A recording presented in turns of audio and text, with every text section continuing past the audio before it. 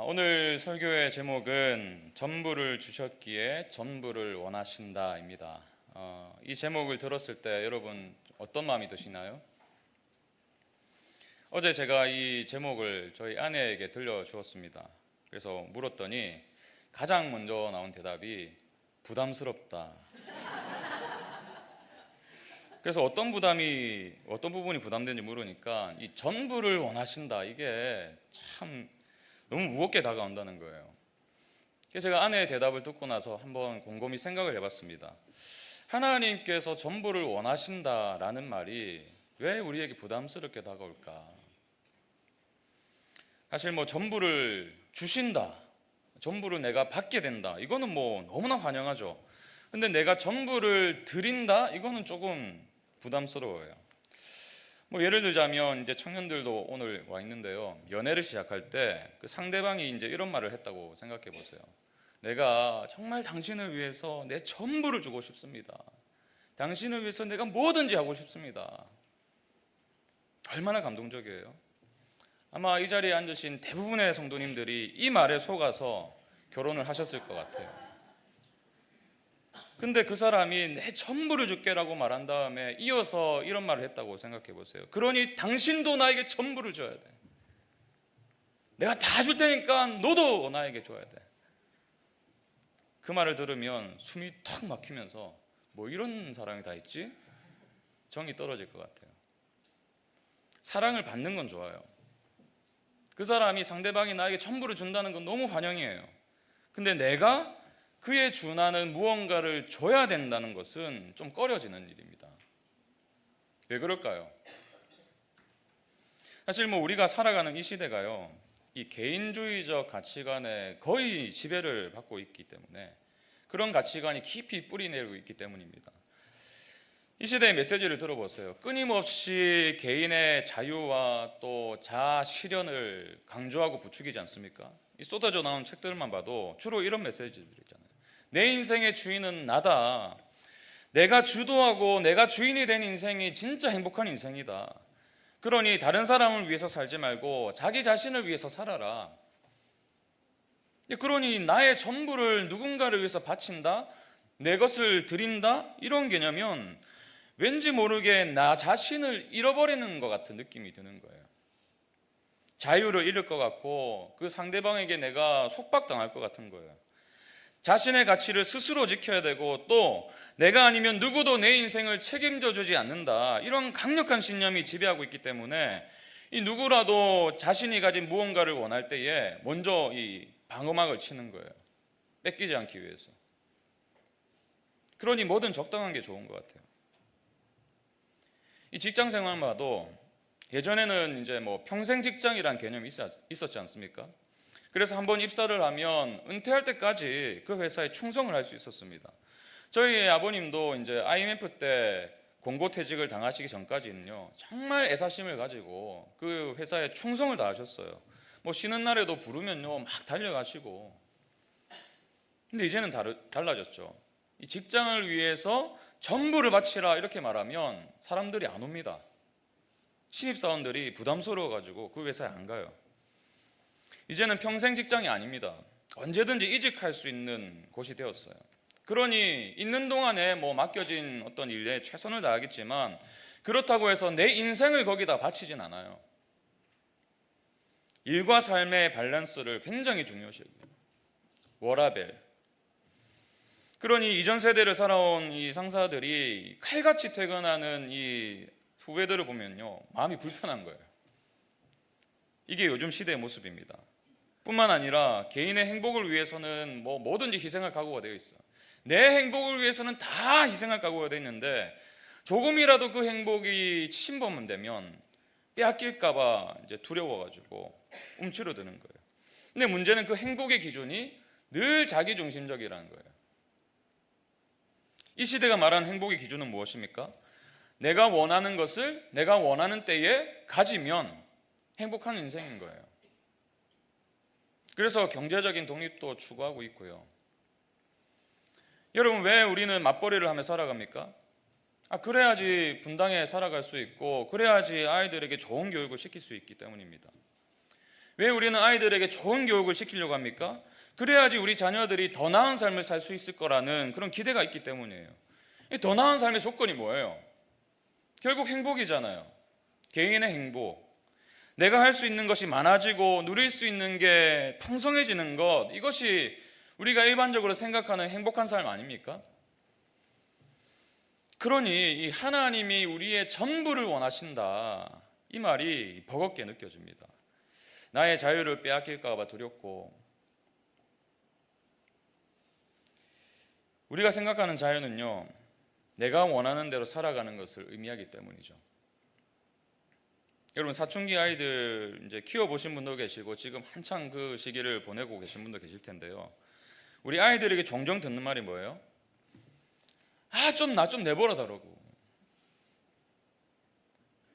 그게 자기 원하는 대로 살아가겠다는 거잖아요. 간섭하지 말라는 거잖아요. 근데 이러한 말이요, 사실 종종 우리 모두에게도 발견돼요. 하나님, 좀 내버려 두세요, 좀. 좀 내 마음대로 살기 좀 내버려 주세요, 좀. 근데 여러분, 여기 함정이 있습니다. 우리가 이렇게 갈망하는, 추구하는 이 자유는요, 진짜 자유가 아니에요. 결국 내가 모든 인생의 짐을 다 떠안아야 됩니다. 내가 선택한 결과를 오롯이 내가 다 책임져야 돼요. 그러니까 불안한 거죠. 내 행복과 내가 만들어낸 인생의 의미와 또 간섭받지 않는, 내가 원하는 대로 살아갈 수 있는 그런 자유를 누리며 살고 싶은데, 근데 우리가 나에게 계속 집중하면, 나 자신에게 계속 집중하면요, 이상하게 삶이 더 불안해지고 우울이 찾아오고 염려가 생기는 거예요. 근데 여러분, 복음은 전혀 다르게 말합니다. 우리가 믿는다고 고백하는 복음은요, 전혀 다르게 말해요. 복음은 우리가 하나님께 우리의 삶을 드릴 때, 전부를 드릴 때 그 안에서 참된 자유를 발견할 수 있다고 말합니다. 복음 안에서 하나님께 전부를 드린다는 것은 억압받는 것이 아닙니다. 통제당하는 게 아니에요. 오히려 그분 안에서 진짜 자유와 진짜 평안과 진짜 만족을 누릴 수 있다는 것을 뜻하기 때문입니다. 복음이 가진 역설이죠. 속박당할 것 같은데, 자유를 잃어버릴 것 같은데 오히려 자유가 찾아오는. 여러분, 그리고 이러한 역설이 오늘 본문에서도 발견되는 겁니다. 오늘 본문을 보시면 이렇게 시작하죠. 11절 12절. 여호와께서 너와 내 조상에게 맹세하신 대로 너를 가나안 사람의 땅에 인도하시고 그 땅을 내게 주시거든 너는 태에서 처음 난 모든 것과 내게 있는 가축의 태에서 처음 난 것을 다 구별하여 여호와께 돌리라. 수컷은 여호와의 것이니라. 이제 하나님께서 출애굽을 시키시고 이스라엘이 가나안 땅에 들어갈 때에 태에서 처음 난 모든 것, 다시 말해서 사람과 가축의 첫 태생을 하나님께 구별하여 바치라고 명령하십니다. 왜 이렇게 명령을 하신 걸까요? 이 질문에 대한 답을 찾기 위해서 이 처음 난 것이 무엇인가, 이 의미가 무엇인지 한번 살펴볼 필요가 있습니다. 먼저는 가장 중요한 것을 뜻해요. 처음 난 것은 가장 중요한 것입니다. 이 동물이든 사람이든지 첫째가 가지고 있는 의미는 특별하죠. 부모 입장에서 첫째 아이는요, 모든 경험의 처음입니다. 그래서 아이가 이제 배에 들어섰다는 것을 알게 되면서 모든 과정이 다 특별하게 다가오는 거죠. 저희 부부도 그랬는데요. 물론 지금은 저희 이제 자녀가 3명이 되었지만 저희가 첫째 아이를 가졌을 때는 둘째, 셋째를 뭐 어떻게 생각하겠어요. 첫째가 전부잖아요. 이제 막 들어선 아이. 처음 아내와 이제 임신 그 테스트기를 가지고 이제 줄이 나와가지고 병원을 갔습니다. 그 확인을 하려고. 그날 잊을 수가 없어요. 제 기억으로는 이제 임신 한 7주차 정도 되었을 때로 기억을 하는데, 이 초음파를 검사를 하잖아요. 이 초음파로 이제 아이가 들어선 것도 확인하고, 또 처음으로 이제 이 아이 작은 태아의 심장이 뛰는 소리도 들었어요. 너무 감격해가지고 막 아내가 울고 막. 그러니까 의사가 보니까 혹시 몇 년 만에 가지신 거예요? 우리가 이제 결혼한 지 1년 됐습니다.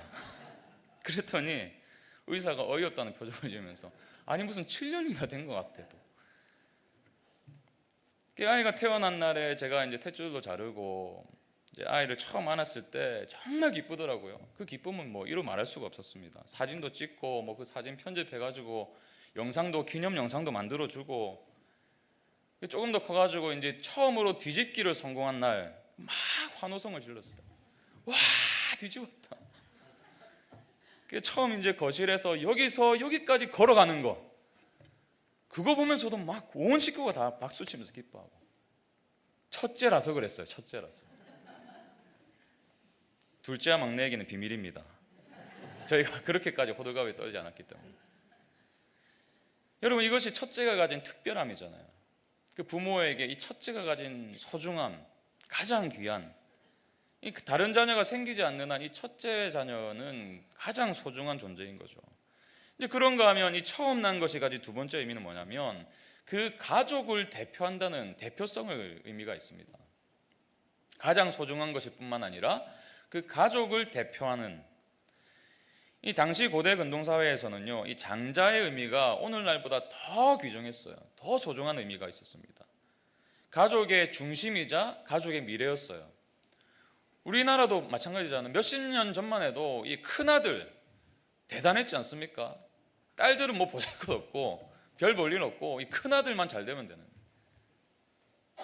그러니까 몇천 년 전에 이 고대 근동은 얼마나 더했겠어요. 엄청난 책임도 있었지만 이 상속권을 갖는 특권도 가지고 있었습니다. 그러니까 이 장자는 한 가족을 대표하는 역할을 감당했던 사람이죠. 저는 이제 개척을 하는 과정 속에서 이 대표의 의미가 뭔지를 이전에는 한 번도 경험하지 못했는데, 이 담임 목사가 되다 보니까 경험하게 되었어요. 저희가 이제 비영리 단체 신고할 때도 기쁨이 되는 교회로 이제 신고를 했는데, 이 대표자의 이름이 들어가야 되는 겁니다. 여러분을 대표해서 제가 사인을 했어요. 교회 차량 구입할 때도 마찬가지예요. 여러분을 대표해서 제가 사인을 했습니다. 모르셨죠, 여러분? 마찬가지로 이 장자를 하나님께 드린다는 건요, 그 가정이 하나님께 드려지는 것과 같은 의미였어요.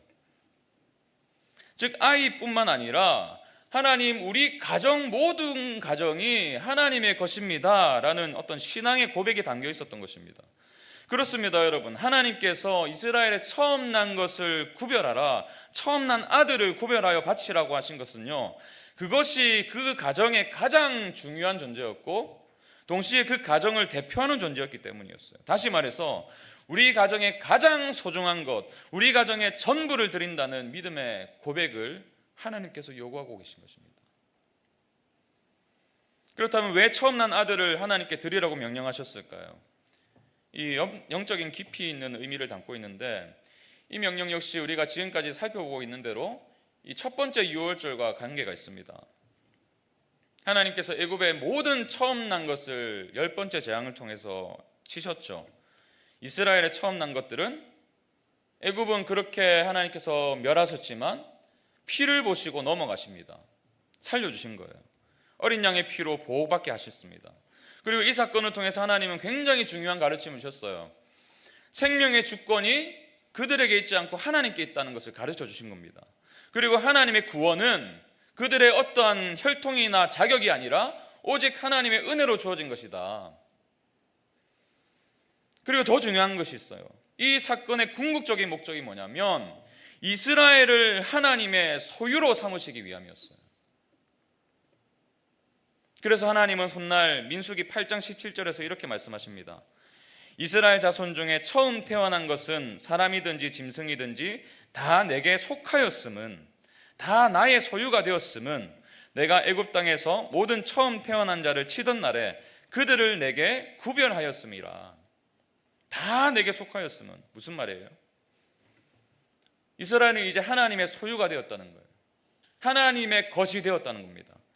이 말은 너희가 나의 소유가 되었으니, 내 것이 되었으니 이제 내가 너희를 마음대로 부려먹겠다, 이런 말이 아니에요. 오히려 아버지와 아들의 관계가 온전히 회복되었다는 의미예요. 하나님은 모세에게 처음부터 이렇게 말씀하셨습니다. 출애굽기 4장 보세요. 22절 23절.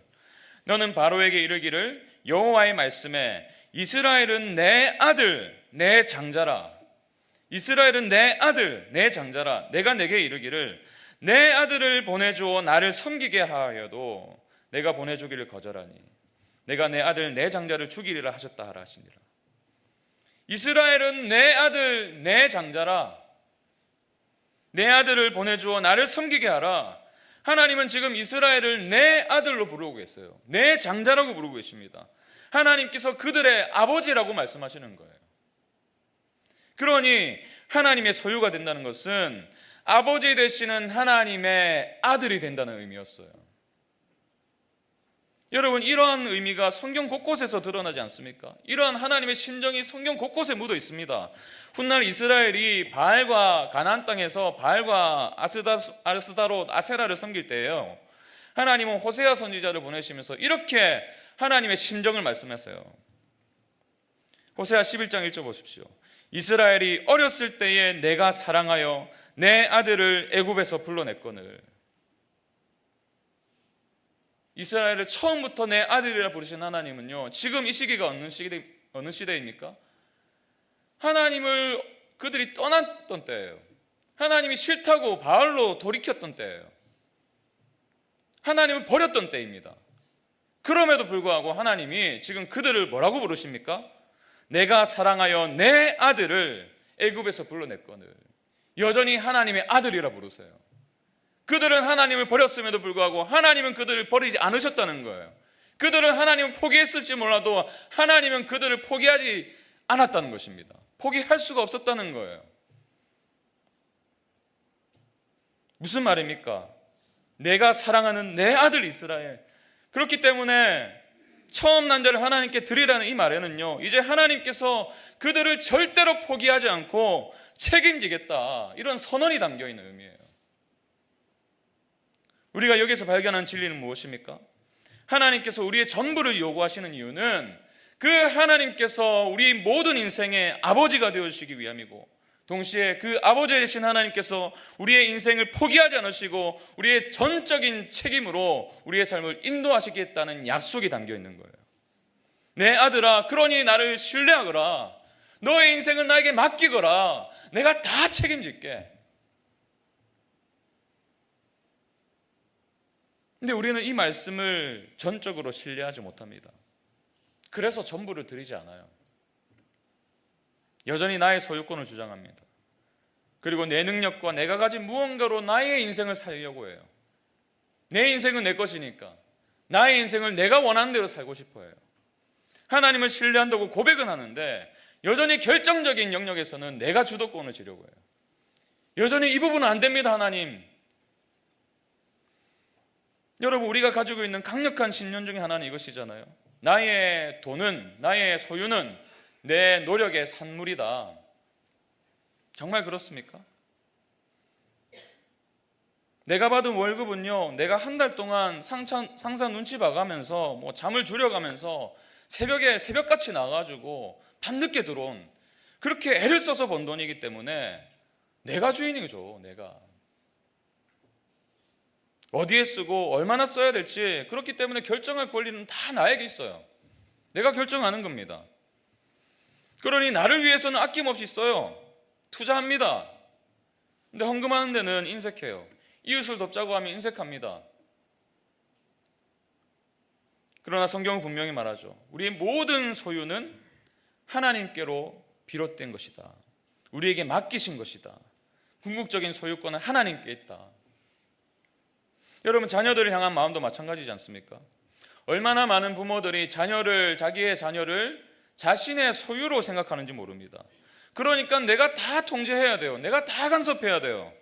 자녀가 자신의 기대에 못 미치거나 다른 방향으로 나아가면 실망을 넘어서고 절망을 합니다. 부모가 자녀의 미래를 지나치게 통제하려고 하다 보니까 아이의 마음에는 막 화가 생겨요. 신앙의 영역도 마찬가지예요. 복음은 폭력적인 것이 아닙니다. 안 먹는다고 입을 꼭 다물고 있는 아이의 입을 막 억지로 벌려가지고 밥을 떠먹여주는 그런 게 아니에요. 아이가 먹을 준비가 안 됐는데 억지로 강요하게 되면 역효과가 날 수 있어요. 여러분, 성경이 분명히 말씀하시죠. 자녀는 하나님의 기업이라고, 하나님의 것이라고. 그러나 얼마나 많은 부모들이 공부도 그렇고 신앙도 그렇고 그들의 삶도 그렇고 내가 아니면 안 된다는 마음으로 접근을 하는지 몰라요. 시간은 어떠세요? 우리는 얼마나 내 시간에 연연하고 살아갑니까? 내 시간을 침범하면 분노로 해요. 이제 직장생활 마치고 와가지고 피곤한 몸을 이끌고 와가지고 소파에 탁 걸터 앉아가지고 스마트폰을 딱 보고 있는데 아이가 놀아달라고 하면 막 화가 납니다. 아니 이 시간 내 시간이라고, 내 시간. 나도 좀 자유롭게 살자 좀. 우리의 미래는 어떻습니까? 여러분, 막연한 불안감 있잖아요. 미래에 대한 막연한 불안감. 그 불안이 생기는 이유가 뭐예요? 결국 미래에 대한 두려움 때문이잖아요. 이 모든 것이 소유권의 문제입니다. 하나님의 소유임을 인정하지 않기 때문에, 다시 말해서 하나님을 신뢰하지 않기 때문에, 내가 내 인생의 주인이라는 그 믿음이 있기 때문에 벌어지는 일들이에요. 이러한 소유권 주장은 개인의 삶뿐만 아니라 공동체에도 영향을 주는데요. 얼마나 많은 교회들이 이 직분 때문에 서로에게 상처를 주며 살아가는지 몰라요. 이 세간에 떠도는 이야기가 있습니다. 이 대형 교회에서 장로가 되려면 화장실 청소랑 주차 봉사는 기본이래요. 기본 코스. 그 직분에 대한 소유욕이 섬김의 가치를, 그 직분을 따내기 위한 어떤 도구로 전락시켜버리는 건 아니겠습니까? 여러분, 목사들도 마찬가지입니다. 교회는 그리스도가 주인이십니다. 그리스도가 머리인 공동체예요. 근데 개척을 하고 막 성도들이 몰려오고 그러다 보면 어느새 그 머리에 목사가 앉아 있는 거예요. 교회가 하나님의 소유가 아니라 자신의 것이라고 여기게 됩니다. 그러다 보니까 헌금을 자기 마음대로 갖다 쓰고 비리를 저지르고. 여러분, 대형교회의 세습 문제는 어제 오늘 일이 아닙니다. 왜 자기 아들에게 교회를 물려준다는 개념이 생긴 것입니까? 교회가 자기 것이라 생각했기 때문이에요. 내가 개척했고 내가 부흥시켰고, 그러니 남주기 아까운 거예요. 여러분, 이러한 모습이 믿지 않는 사람들의 모습, 그 눈에는 얼마나 초라하게 보이는지 몰라요. 여러분, 혹시라도 제가 오늘 정말 부탁드립니다. 혹시라도 제가 기쁨이 되는 교회에 주인 행사를 하려는 낌새라도 보이면 달려오셔가지고 말리셔야 됩니다. 뜯어 말리셔야 돼요. 책망해 주셔야 돼요. 여러분, 이 모든 것이 소유권의 문제입니다. 하나님을 신뢰하지 못해서 여전히 전부를 드리지 않은 결과예요. 우리는 왜 이토록 우리의 전부를 드리지 않습니까? 왜 아버지가 되어주시고 내 인생을 책임져 주신다는 그 하나님의 말씀을 전적으로 신뢰할 수가 없는 것입니까? 이 불신의 뿌리는요, 지독한 오해에 기초를 두고 있습니다. 하나님을 오해해서 그래요. 우리는 말로는 그렇지 않다고는 하지만 하나님을 바로처럼 생각할 때가 얼마나 많아요. 생각해 보십시오. 바로도요, 이스라엘의 전부를 원했어요. 다 갖다 바치라. 시간도, 소유도, 너희 자녀들의 미래도, 인생의 전부를 다 갖다 바치라고 했습니다. 그런데 그 바로의 요구는 억압이었어요. 폭력이었습니다.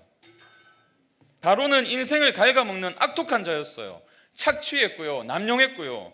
그로 인한 억울함과 분노, 내 모든 것을 다 빼앗아가고 갈취하는. 근데 우리는 그 바로의 모습을 너무나 자주 하나님께 투영하고 있어요. 하나님은 나의 자유를 빼앗아 가시는 분이야. 하나님은 나에게 너무 무리한 요구를 하시는 분이야. 그래서 너무 하기는 싫은데 교회는 다니니까 억지로라도 헌금을 합니다. 11조도 그러다 보니까 세전과 세월을 막 저울질하고, 안 하자니 불안해서 봉사도 하고. 여러분, 이것은 오해입니다. 너무 심각한 오해예요. 다시 한번 강조합니다. 하나님이 우리의 전부를 원하시는 것은요, 우리를 부려먹기 위한 것이 아니에요. 그분이 우리의 인생의 아버지가 되어주신다는 의미고, 그분이 그렇기 때문에 우리의 인생을 책임져 주시겠다는 약속이에요. 그 초대예요. 사랑의 초대. 그러니 평안과 안식을 누리고 참된 자유를 맛보라는 사랑이 거기에 담겨 있는 겁니다. 이 초대에는요, 그 어디에도 억압이 없어요. 착취가 없습니다. 마치 이런 거예요. 갓난아기는요, 자신의 모든 것을 다 부모에게 맡겨야 돼요. 전부를 내어줘야 됩니다. 그래야 살 수 있어요. 이 아기가 부모를 의심해서 이 젖병을 꽉 쥐고 내 이 젖병 안 뺏길 거다, 내가 이거 뺏기면 내 죽는다. 그러고 나서 이제 우유를 다 먹었는데도 그 젖병을 안 넣으면 어떻게 돼요? 의탁해야 자는 거예요. 부모의 품에 자신의 모든 것을 맡겨야 깊은 사랑으로 내 인생을 책임지는 부모의 손길을 경험할 수가 있는 것입니다. 저는 아브라함의 인생을 통해서 이 사실을 생생하게 보게 됩니다. 여러분, 아브라함의 삶 아시죠? 노년에 얻은 아들 이삭, 얼마나 사랑스러웠을까요? 얼마나 귀하게 여겼을까요? 가장 인생에서 가장 소중한 존재, 내 인생 전부라고 말할 수 있는 존재. 근데 하나님께서 어느 날 그 아들을 이삭을 번제로 바치래요. 창세기 22장 2절 보세요. 여호와께서 이르시되 내 아들 내 사랑하는 독자 이삭을 데리고 모리아 땅으로 가서 내가 내게 일러준 한 산 거기서 그를 번제로 드리라. 내 아들 내 사랑하는 독자 이삭. 하나님은 아브라함의 마음을 정확하게 알고 계셨어요. 이삭이 아브라함의 전부라는 사실을 알고 계셨습니다. 그런데 그 아들을 번제로 바치라는 거예요. 그의 전부를 원하신 것입니다. 그의 마음이 어땠을까요? 왜 무리한 요구라는 생각이 들지 않았겠습니까? 근데 성경을 보면요, 그렇게 말씀을 들은 바로 그 다음 날 이른 아침에 일찍 일어나서 아들을 데리고 산으로 향합니다. 아들이 묻죠. 이삭이 묻죠. 번제할 양이 어디 있습니까? 그 아들의 질문에 아브라함이 이렇게 답합니다. 22장 8절. 아브라함이 이르되 내 아들아, 번제할 어린 양은 하나님이 자기를 위하여 친히 준비하시리라 하고, 하나님이 자기를 위하여 친히 준비해 주실 거야. 그렇습니다. 지금 아브라함은 믿음으로 그 상황을 받아들이고 있는 거예요. 하나님 그럴 분이 아니셔. 왜요? 하나님은 그의 아버지시니까요. 하나님이 그의 인생을 책임져 주시겠다고 말씀하셨고 지금까지 그래 오셨으니까요. 여러분, 처음부터 아브라함이 이런 믿음 가진 사람이 아니었잖아요. 가나안 땅에 도착해서 기근이 들자 애굽으로 향합니다. 아내를 동생이라 속여가지고 자기 살 길을 막 찾아냈던 사람이에요. 믿음이 없던 사람입니다. 시간이 지나서 아이가 생기지 않자 어떻게 해요? 하갈을 취합니다. 이스마엘을 낳아요. 전부를 드리지 못했던 인생이에요. 여전히 자기 소유권을 주장했던 인생이에요. 그러나 그 모든 과정 속에 하나님은 그를 포기하지 않으셨습니다. 여전히 그의 인생을 내 아들이라 부르고 계셨어요. 그래서 시시때때로 나타나셔서 그에게 주신 약속을 확인시켜 주셨어요. 내가 분명히 약속했어. 그리고 반드시 이 약속 지킬 거야. 반드시 너의 태에서 내가 아들을 낳게 할 거야. 그것을 다 맛본 뒤에 하나님께서 지금 이 전부를 바치라고 요구하시는 거예요. 그러니 그 믿음 가지고 그 산으로 향했던 것입니다. 구체적으로 어떻게 하나님께서 일하실지 몰랐지만 하나님께서는 가장 선한 방법으로 내 인생에 은혜를 베푸실 거라는 믿음이 있었어요. 하나님이 나의 아버지가 되시기 때문에, 내 인생을 책임지시는 분이시기 때문에. 그래서 훗날 히브리서 기자는 이렇게 말하죠. 히브리서 11장 17절 19절. 아브라함은 시험을 받을 때에 믿음으로 이삭을 드렸으니 그가 하나님이 능히 이삭을 죽은 자 가운데서 다시 살리실 줄로 생각한지라. 나에게 전부를 원하신다는 것은 하나님이 나의 아버지 되심을 확인할 수 있는 기회라고 받아들인 거예요. 그리고 그의 믿음대로 하나님은 그 아들을 번제로 받으시는 대신에 미리 준비한 순양을 주십니다. 그것을 번제로 받으셨어요. 그래요, 여러분. 하나님은 이삭을 막 갈취하기 위해서, 빼앗아내기 위해서 이런 명령을 내리신 것이 아닙니다. 하나님은 우리의 재물을 빼앗기 위해서, 우리의 시간과 에너지를 착취하기 위해서 우리의 전부를 요구하시는 게 아니에요. 우리의 아버지가 되어주시려고, 한계투성이인 나의 노력과 나의 애씀이 아니라 무한하신 사랑과 능력으로 우리의 인생을 여전히 책임지시는 그 사랑이 풍성한 아버지가 되어주시려고 우리의 가장 소중한 것을 맡기길 원하시는 것입니다. 여러분, 이처럼 하나님이 우리의 전부를 원하시는 이유는 억압이 아니라 사랑인 줄로 믿습니다. 그리고 우리는 그 아브라함의 사건보다 더 구체적이고 더 확실한 증거를 보게 되는 것입니다. 어디에서요? 예수 그리스도의 십자가에서요. 하나님이 가장 소중하게 여기시는 장자 예수 그리스도를 우리의 인생을 위해서 보내주셨습니다. 그분은 우리의 죄를 대신 짊어지시고 완전한 희생제물이 되셨어요. 하나님은 우리의 아버지가 되어주시기 위해서 먼저 자신의 첫째 아들을 바치신 거예요.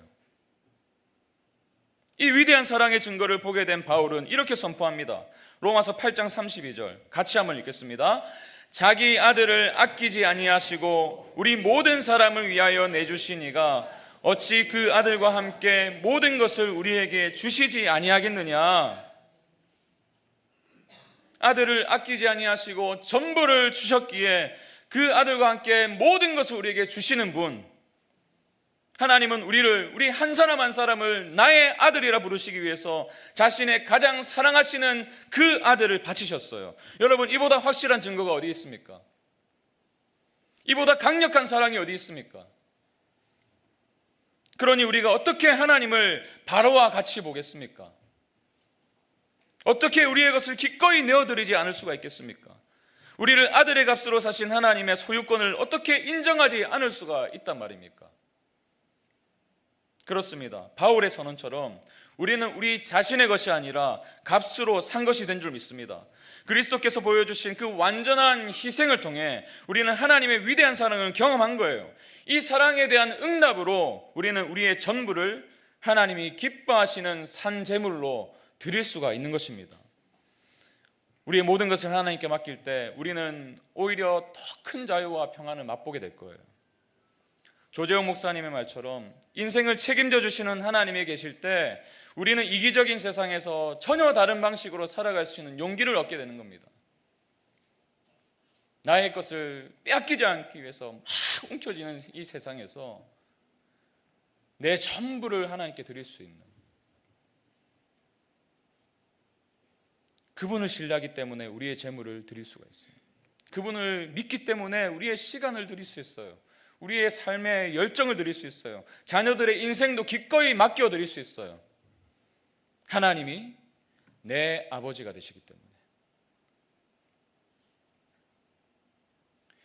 여러분, 전부를 드리라는 말이 혹시 부담으로 다가오셨다면, 혹시 여러분 지금 현재의 상황이 마치 하나님께서 내 전부를 빼앗은 것 같은 그런 힘들고 어려운 상황에 놓여 있다면, 그래서 역시 내 인생은 내가 안간힘을 쓰면서 살아야 된다고 믿어왔다면, 오늘 이 새벽에 아들을 내어주신 아버지 하나님을 바라보시기 바랍니다. 자신의 전부를 바치신 하나님을 바라보세요. 그 증거인 십자가에 달리신 그리스도를 바라보십시오. 주님 안에서 우리는 절대로 망할 수 없는 인생인 줄 믿습니다. 이 진리 안에서 우리는 비로소 참된 자유를 누릴 수가 있어요. 전부를 주신 분께 기쁨으로 전부를 내어주시기 바랍니다. 그럴 때에 주님이 주시는 참된 평강이 우리의 삶을 덮게 될 줄로 믿습니다.